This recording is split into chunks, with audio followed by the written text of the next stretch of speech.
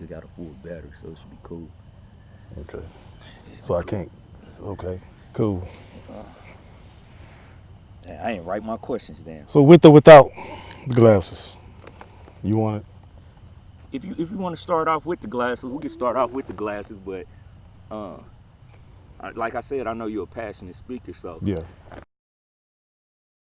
What's yeah, going on, brother? good, good. I'm doing good, 100. man. All right now. I know you personally. That's right. From working out with you, I get an audience a brief introduction how we met. Right. I was thinking about this on the way home when we was testing. Before I told y'all I'm about to pick my daughter up. I was thinking about it. I said I'm gonna bring this story up to see if you remember. I said I know my man ain't gonna remember. The first time we ever met. I know you're not gonna remember. Try me. All right. So at the time I was working at my one job, and there's a few of the fellas up there that went to the View, and Zulu was pretty much a myth. Like I remember the first time I brought your name up, like, man, it's this dude that be in the gym. He had 315 just sitting on his chest. He came up in there. He had 315 sitting on his chest. I went over there and asked him if he need help. He was like, And he lifted up, and I was like, wow. I was like, oh yeah, that guy's always in there. Mm-hmm. I don't think one of my men knew your name. He was like, his name's Zulu.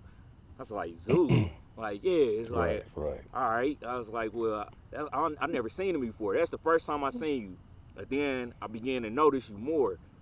And at the time, I had just started benching. I had got up to 225, but I was struggling with it. But I was an ego lifter too. I'm still kind of an ego lifter, but I check myself sometimes. Right. And I was on with 225 struggling. You had your headphones on. You always worked out with your headphones and the hoodie on. And you was walking by, and you saw me struggling. I had it. Right. But you came over and you said, nah, my man, let me help. You came over there and helped spot me and put it on. You was like, yeah, I know you had it, but do you mind if I show you something real quick, show you a correct way of lifting? You don't want to injure yourself. And a lot of things with guys in the gym, we already know is that most guys don't like taking advice from another lifter. That's right. So I was like, okay, I'll listen to you. And you start showing me stuff. That's the first time I was introduced to the pause reps and whatnot. Right.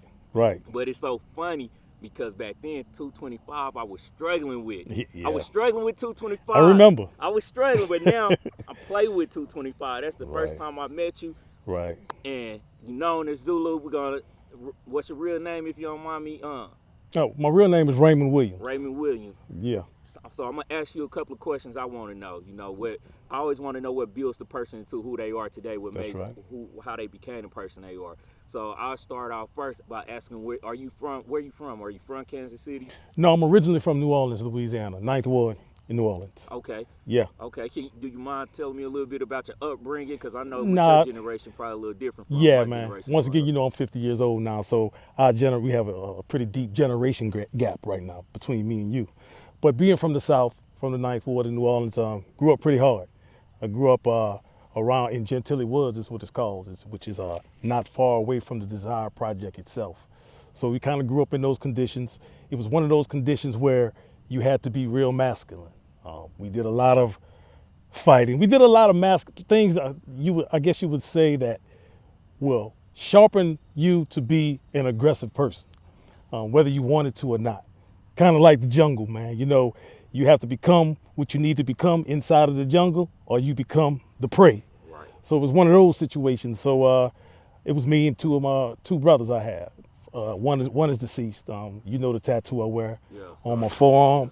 That was my youngest brother. He was murdered in the 9th Ward, shot 7 times with an AK-47. His name was Lance. And if you know Young Bull, that's who Young Bull is named after. Okay. His name is Vontrell Lance Williams. My brother was Lance Vontrell Williams. So he got the name from my brother, his uncle. That's how I named Young Bull. He's a special young individual. But I grew up in the 9th Ward, broken home. My father was an alcoholic, but got a lot of love from him. I learned a lot of things from him. Maybe not all the right things, but I did still learn some things of substance from him. My mother kind of had a nervous breakdown, man. So I was kind of on my own. I was kind of like, I took charge of the family at a young age. I took charge of my 2 brothers. And I found myself going into the military. I don't know how far you want me to go, but No, I'm gonna get there because I was gonna ask you how Mhm. did you we can see you a vet. We know you're a vet. Right. I want to know how did you transition or end up going to the military.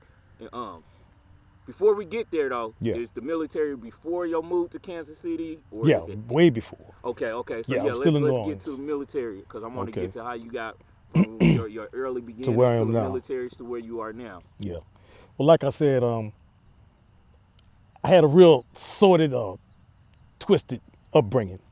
A lot of violence, a lot of things that was going on that, a kid at probably the age of 16 and 17 shouldn't really be involved in. But once again, I'm in there with wolves. In the night ward of New Orleans, anybody will tell you, it's wolves out there. In order to survive, you got to become a wolf. So in doing that, you take a lot of things. A lot of things happen, man. I almost ruined my future being what I'm calling a wolf, trying to survive in that environment. I almost threw away everything. So I got myself in a situation, and it was a pretty violent situation, and I found myself going to the military because of it, really to try to escape everything that was around me, man. And I found myself going in. I went in at 18 years old, and that's how I got into the military.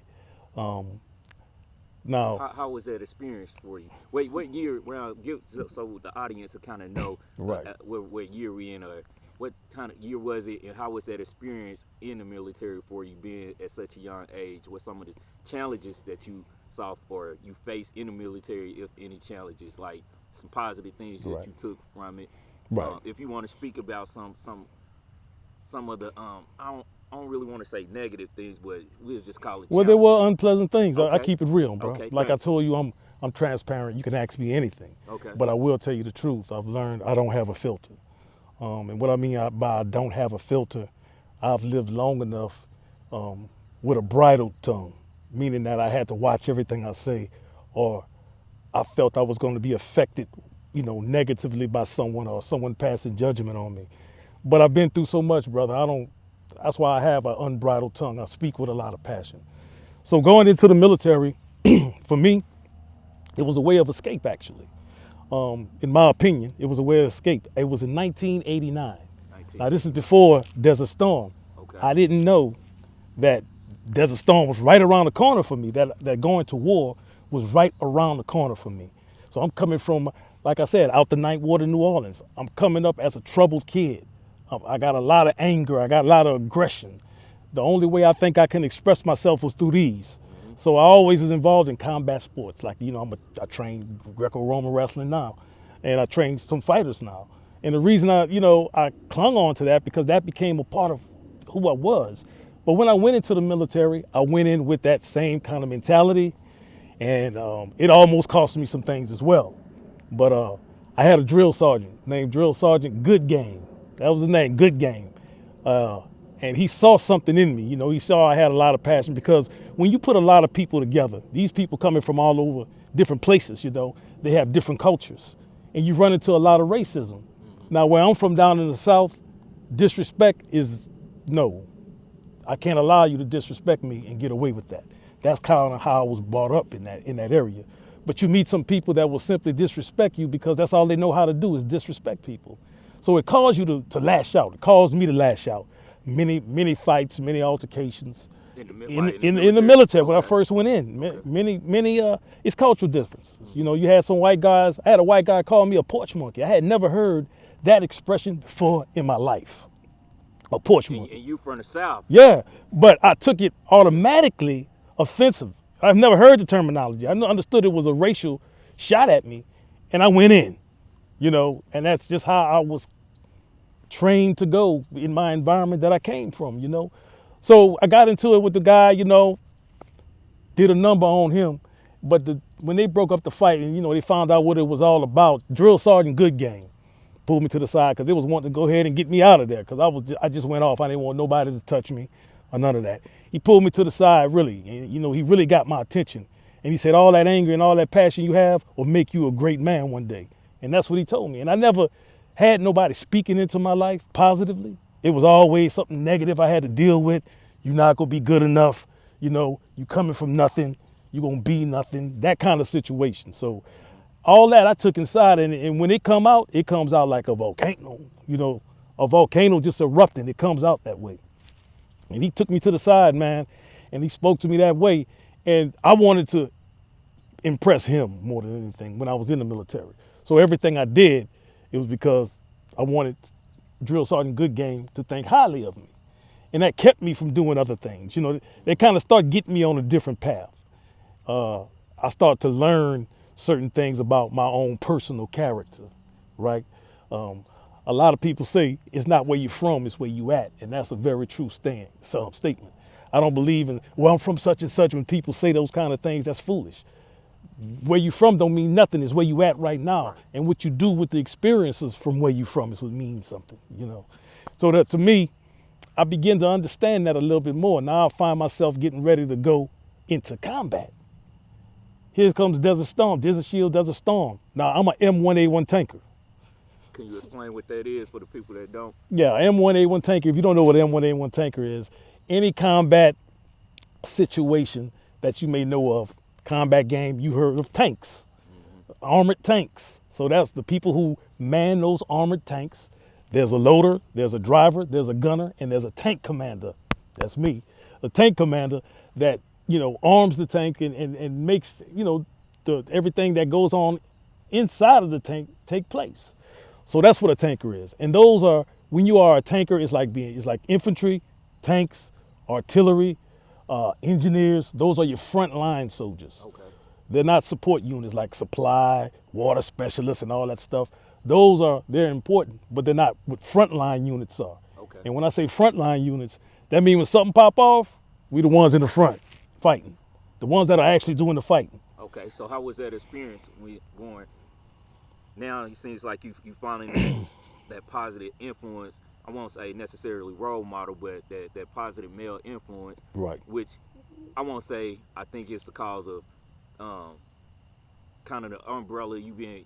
It explains a little bit for me, like you take a lot of the young men under your wing, right, or you give them some knowledge, you know, a lot that I don't see nowadays from an older generation. You either got the older generation telling the young what they're not doing right, what they're doing wrong, but they're not really leading by an example, or if they are leading by example, they don't care enough to give a roadmap to how to get there. That's right. So you get that, and you coming from such a war zone, if we could say that type upbringing, right, and now you getting thrown back into that. Right. How was that experience for you? Well, that experience as far as going into the war zone now, you know, I always looked at New Orleans, Louisiana as being like a war zone for me. At a definitely a smaller level. Nothing that could prepare you to go to actual combat. I found myself in actual combat. And one of the things that I have a lot of respect for Vietnam veterans. And this is why I do. When I went to war at the age of 19, I just made 19 when I went into combat. It was the Vietnam veterans. They were still in the Army. They were on the last part of their time being in before they were retiring and everything. But they had a stop loss, which means that people who were ready to retire, even at that time, they stopped them because now they need them to go to war. So they call that a stop loss. So I had a lot of Vietnam veterans in my unit. I'm on a frontline unit. I was in 3rd of the 32nd Armor in Fort Hood, Texas, 1st Cav. So those individuals taught me how to survive in a war zone. It's very different than you saying I'm going through some hard times, or I'm beefing with these cats here, I'm getting into this kind of trouble. No, it was a different situation. I had been in those kind of miscellaneous troubles. I had been in beefs. I had been in shootouts. But when it came to this kind of environment, that I thought I'd never be able, I'd never see death at that magnitude. Wow. And so I think what changed me is seeing the kind of death, the images of death, or the faces of death, so to speak. I'm talking about severed heads, twisted bodies, caved in skulls, bodies so riddled with ammunition that you can't even, it just looked like a piece of chopped meat. Those are the images that you just can't get away from. couldn't get away from it. When you see those images or when you see death take place, you can't say, let me go home and process this. Let me call my girl. Let me call my mom. Let me call my wife. Somebody to talk to about it. You have to just internally deal with it. And you have to still be on that front line fighting. So that did some things to me. I learned how to deal with fear. Because anyone that really been to combat, brother, will tell you, if you've been on the front line, you were scared. I was scared out my mind. I thought I was tough. You know how some people may think they're tough. I think I can fight good. I think I can, it took everything out of me. And I had to experience the first, once you're occupied on that front line, the first mission that we had, and I had a lieutenant. His name, I'm gonna say his name, Lieutenant Griggs. Okay. What he did, we had our first mission, our first combat mission. And at the time it was for us, it was a platoon of us, M1 tankers, to face the Iraqi Republican Guard, which was their top-notch fighting force. In this Desert Storm, right? And this is Desert Storm. Okay. So what we were supposed to do, this is the first battle, this is my first combat zone, Desert Storm. We got an op order, which is an operation orders on what to expect and where we need to go and what we need to go and, perform. We got the op order. The chaplain comes up. And when you see the chaplain on the front line, it then got real. Because the expectation of you coming back is slim to none, brother. And Go ahead. I'm just for the ones that don't know, just for the what you call it? Chaplain. Chaplain. He's basically gonna come. He's there to give read you them last. That's to give you last rites. Okay, Chaplain is okay. like a priest or, just a person that represents so-called represents religion in one way or another. I just want to make sure that Right. for the ones that watching that's Sure, not familiar, sure. we really put them. Yeah. Sure. Okay. So he's called the chaplain. He comes and gives you, your How last. was that for you to see that, to internalize that, the reality of the situation that you are in now? How did that make you feel? You are, of course, you already said you was. I think anyone would be afraid or in fear Right. being at war, knowing they going to war. But to know now, oh wow, some of us not gonna make it home. Right. Well, the way that thing unfolds, it's like when it gets real. You can talk about things happening, until it starts to really happen to you. When it really gets real, it got really real for me at that particular point, and that's when being on the front line. First of all, getting the news that we were going to deploy to go out in Iraq. We're frontline fighting forces. We're the first ones out there. We're on the front line. And our life expectancy as an M1 tanker is 3 seconds on the battlefield. So that's, in all actuality, that's saying when the stuff happens, you possibly have only 3 seconds to live or die or kill. So that's the kind of mentality that you're already trained with. But when you get out there and you actually get the operations order, the op order, to go and face another, which is an elite fighting force, which was called the Republican Guard. It sat down in me kind of deep, but when the chaplain came and prayed, like I told you, this guy, Lieutenant Griggs, he was the lieutenant. He started crying. Now you gotta understand, I'm a private. I think I'm a private first class at this time. He's a platoon leader. He's a lieutenant. And he started crying. To the point to where everybody, we was looking at him like it started to mess with other people. It started to make fear become overwhelming.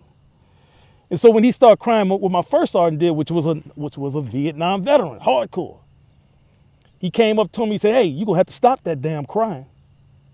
You got men getting ready to go to war. And you taking all the fight out of them right now by you showing your weakness. That's what he did, man. And he tried to pull away. He grabbed him and smacked him.